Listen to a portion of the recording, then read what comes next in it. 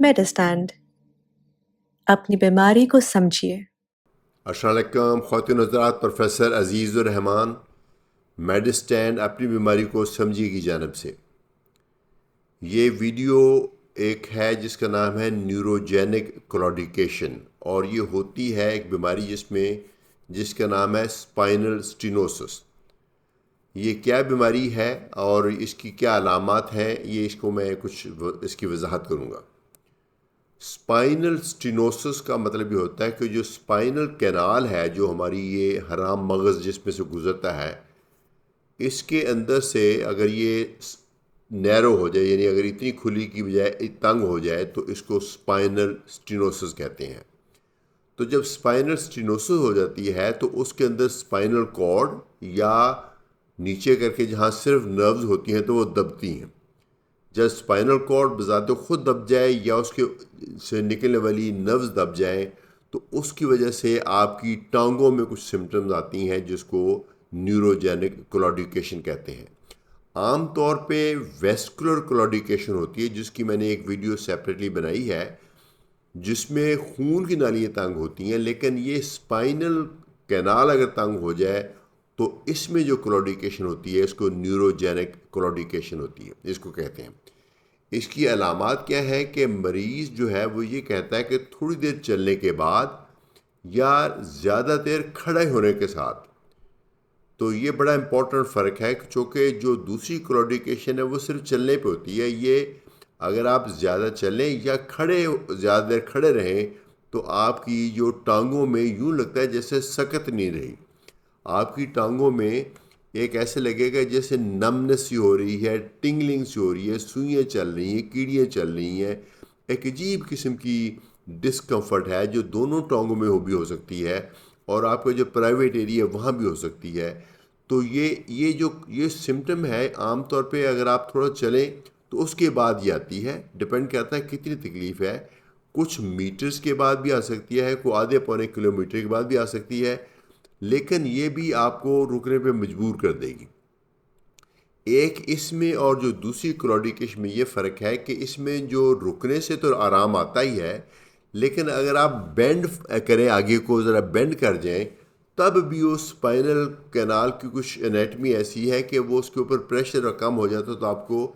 Relief مل جاتا ہے۔ اس کو انفیکٹ کہتے ہیں یہ شاپنگ ٹرالی سائن، جب شاپنگ کارٹ ہے نا، اس کو جب پکڑتے ہیں آپ ایسے تھوڑا جھک جاتے ہیں آپ کو، تو اس سے آپ کو ریلیف ملتا ہے۔ تو جھکنے سے آپ کو فائدہ ہوتا ہے، جیسے سیڑھیاں چڑھتے وقت تکلیف کم ہوتی ہے، چونکہ سیڑھیاں چڑھتے وقت آپ آگے کو جھکتے ہیں، اور سیڑھیاں اترتے وقت تکلیف زیادہ ہوتی ہے، چونکہ سیڑھیاں اترتے وقت آپ یوزلی پیچھے کو ایسے ہوئے ہوتے ہیں۔ تو یہ بھی اس کی نشانی ہے۔ تو اگر آپ کو اس طرح کی سمٹمز ہیں تو آپ اپنے ڈاکٹر سے ملیں، فزیشین سے ہی میرے خیال ملنا چاہیے پہلے، یا نیورولوجسٹ سے مل لیں۔ لیکن چونکہ اس میں اور بھی پاسبلٹیز ہیں، میرے خیال میں فزیشین ہی بیسٹ پہلے جج کرے گا کہ یہ ویسکولر کلاڈیکیشن ہے، یہ نیوروجینک کلاڈیکیشن ہے۔ تو اگر آپ کی نبض بالکل صحیح ہے اور آپ کی وہ تھوڑی سی نمنس ہے، ریفلیکسز کمزور ہے، پاور کم ہے، تو زیادہ تر چانسز ہے کہ یہ نیوروجینک کلاڈیکیشن ہے۔ اس کی وجہ کیا ہے؟ ایک تو اولڈ ایج ہے، ایک موٹاپا ہے، اور کئی دفعہ آپ کو کمر کی درد رہتی ہے تو وہ بھی اس کی وجہ ہو سکتی ہے۔ تو اس میں کئی دفعہ بہت اوکیجنلی جو سپائن میں کوئی ٹیومر ہے یا کچھ ایسی چیز اس سے بھی ہو سکتی ہے، لیکن یہ اگر آپ کو ایسی سمٹم ہے تو اس کے بارے میں آپ ڈاکٹر سے ملیں ضرور۔ تو اس کی ٹریٹمنٹ کیا ہے؟ ایک تو آپ تھوڑی سی ایکسرسائزز کریں گے، اپنا وزن کم کریں گے، فزیو تھراپی کرائیں گے، کچھ ادویات کا استعمال بھی آپ کی سمٹم کو کنٹرول کر لے گا، لیکن کئی دفعہ اس میں وہ انویسٹیگیشن کے بعد اگر واقعی اسپائنل سٹینوسس ہے تو ایپیڈیورل انجیکشن بھی دیا جا سکتا ہے۔ لیکن اگر آپ کو اسپائنل کارڈ میں واقعتاً کافی تنگی ہے تو پھر میرے خیال میں نیورو سرجن یا آرتھوپیڈک سرجن کو ایک دفعہ مل کے وہ ڈیسائیڈ کریں گے کہ کیا اس کا آپریشن ہونا چاہیے کہ نہیں ہونا چاہیے۔ اسپائن کا جو آپریشن ہے وہ بہت لوگ گھبراتے ہیں، اس سے کہتے ہیں کہ اس سے تو پیرالسس ہو جاتا ہے۔ یقیناً ہم لوگ بھی اسپائن سرجری کے لیے تبھی پیشنٹ کو ریفر کرتے ہیں جب ہمیں لگے کہ دوائیوں سے فائدہ نہیں ہو رہا اور خطرہ ہے کہ یہ بڑھ کے کہیں اسپائنل کارڈ بالکل ہی نہ دب جائے، کمپلیٹ پیراپلیجیا یعنی ٹانگیں بالکل بیکار نہ ہو جائے، تو تب ہی بھجواتے ہیں۔ تو ایسے میں آپ کو چاہیے، اگر آپ کو سرجری ایڈوائز کی گئی ہے تو سرجری ضرور کرانی چاہیے۔ آج کل سرجری میں بہت ایڈوانسمنٹ ہو گئی ہیں، تو یہ آج کل وہ ایک پن ہول کر کے ہی پیچھے سے وہ سرجری ہو جاتی، وہ پوری آپ کی کمر میں جو لمبا سا کٹ دے کے پورے وہ نہیں کھولے جاتے،